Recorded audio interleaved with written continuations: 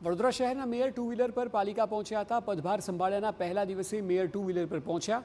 પાલિકા પહોંચેલા મેયર ગીતા મકવાણાએ નિવેદન આપ્યું કે ઘરથી પાલિકા કચેરી નજીક હોવાથી ટુ વ્હીલર પર જ આવીશ તેવું મેયરનું કહેવું છે। સરકારી વાહન વાપરવામાં આવશે પરંતુ જરૂર હશે તો જ।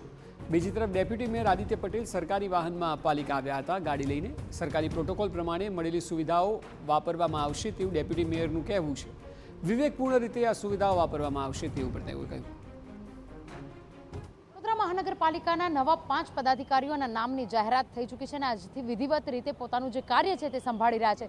વડોદરાના પ્રથમ નાગરિક એવા ગીતાબેન મકવાણા કે જેઓ આજે પોતાની જે સરકારી વાહનનો ઉપયોગ કરવાની બદલે પોતાનું જે પ્રાઇવેટ વાહન છે ટુ વ્હીલર તેના પર પાલિકાની કચેરીએ આવી પહોંચ્યા છે। તેમની સાથે વાત કરીશું। બેન, સરકારી જે વાહન છે તેને છોડીને ટુ વ્હીલર પર આપ પહોંચ્યા છો, શું કહેશો? નમસ્તે। પહેલાં તો ટુ વ્હીલરનું પહોંચવાનું રીઝન એ હતું કે મારે મંદિરે જવું હતું, 2-3 જગ્યાએ દર્શન પણ કરવા હતા અને ગાડી લઈને તો પાર્કિંગનો પણ ઇસ્યુ થવાનો હતો, એટલે ટુ વ્હીલરનો એટલો જ ઉપયોગ કર્યો કે અમારે ઘર પણ નજીક છે અને બની શકે તે સુધી હું ટુ વ્હીલરનો ઉપયોગ કરી શકું છું। અને જ્યારે ગાડીની જરૂર હશે કે અમે મારા સાથીદાર છે, કાઉન્સિલરો બી છે અને મારી ટીમ બી છે, તો જ્યારે અમારે જ્યારે કંઈ રાઉન્ડમાં જવાનું થશે તો હું ગાડીનો ઉપયોગ કરીશ। એવું પણ નથી કહેતી કે હું નહીં કરું, પણ જ્યાં બને તે સુધી હું ટુ વ્હીલરનો ઉપયોગ કરીશ। બિલકુલ, ટુ વ્હીલરનો ઉપયોગ આપ કેટલો જરૂરી માનો છો? કારણ કે જે પ્રકારે અત્યારે વૈશ્વિક પરિસ્થિતિ છે, ઈંધણ બચાવવાનું જે રીતે વડાપ્રધાન વારંવાર અપીલ પણ કરી રહ્યા છે તેવાની વચ્ચે મારું તો માનવું એવું છે કે બને તે સુધી ટુ વ્હીલરનો ઉપયોગ એટલે કરવાનો કે જ્યારે એક જ વ્યક્તિની જરૂર છે, એક જ જણની જરૂર છે, તો પછી ફોર વ્હીલર શું કરવા જરૂર છે?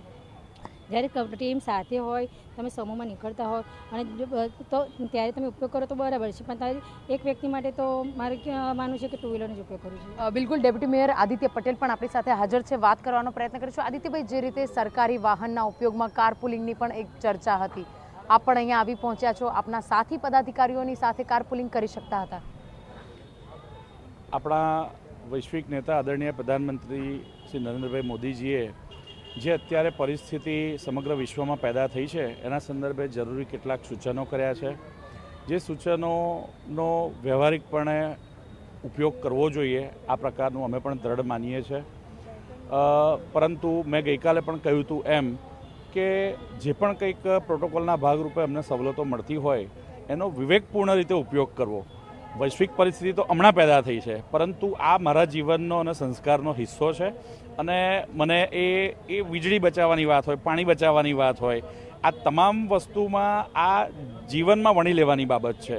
આજે જે યુદ્ધની પરિસ્થિતિ પેદા થઈ છે અને જેના કારણે ઉર્જાના સંકટ પેદા થયું છે એટલે આ ઇમ્પ્લિમેન્ટ કરવાની એ ન હોવું જોઈએ, પરંતુ આ સંસ્કારનો હિસ્સો છે। ઈંધણ બચાવવાની જ્યારે વાત છે, વડાપ્રધાન અપીલ પણ કરતા હોય છે, સાથી પદાધિકારીઓની સાથે કાર પુલિંગ કરી શકાય એવી સ્થિતિ આપને લાગી રહી છે? જી, આપની એક આ કાર પુલિંગવાળી વાત અત્યંત આવકારદાયક છે, પરંતુ વાસ્તવિકતામાં પદાધિકારી જ્યારે અલગ અલગ વિસ્તારમાંથી પ્રતિનિધિત્વ કરતા હોય ત્યારે ઘણીવાર વ્યવહારિક ઉકેલના ભાગે ઘણીવાર એવું પણ હોય છે કે એક જ સાથે 5 પદાધિકારીઓ ફરીને એક કામ પર કોન્સન્ટ્રેટ, 2 કામ પર 5 કામ પર કરે, એની જગ્યાએ અલગ અલગ વિસ્તારના અલગ અલગ કામો પર કરે તો એટલો વડોદરાના શહેરના અલગ અલગ વિસ્તારને ન્યાય આપી શકાય। આ પણ એક દ્રષ્ટિકોણ છે અને એ દ્રષ્ટિકોણમાં હું દ્રઢપણે માનું છું। એટલે એવું માની રહ્યા છો કે કાર પુલિંગની જગ્યા પર એક કામ વધારાનું કરી અને આ વસ્તુને વિચારી શકાય? કાર પુલિંગ એ જ્યારે કોઈક સામૂહિક એવો કાર્યક્રમ હોય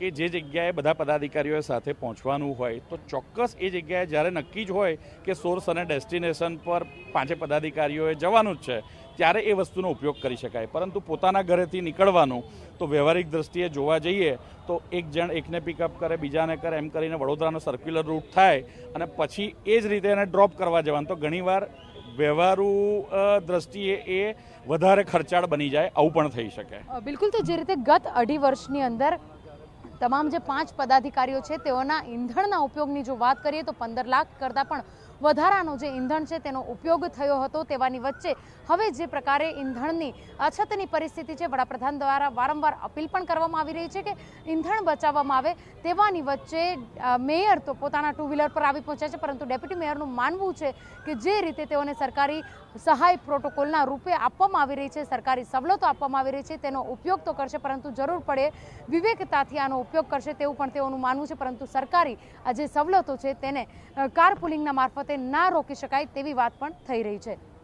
કેમેરા પર્સન રોહિત ગોલ સાથે અંજલિ ઓઝા, TV9 વડોદરા.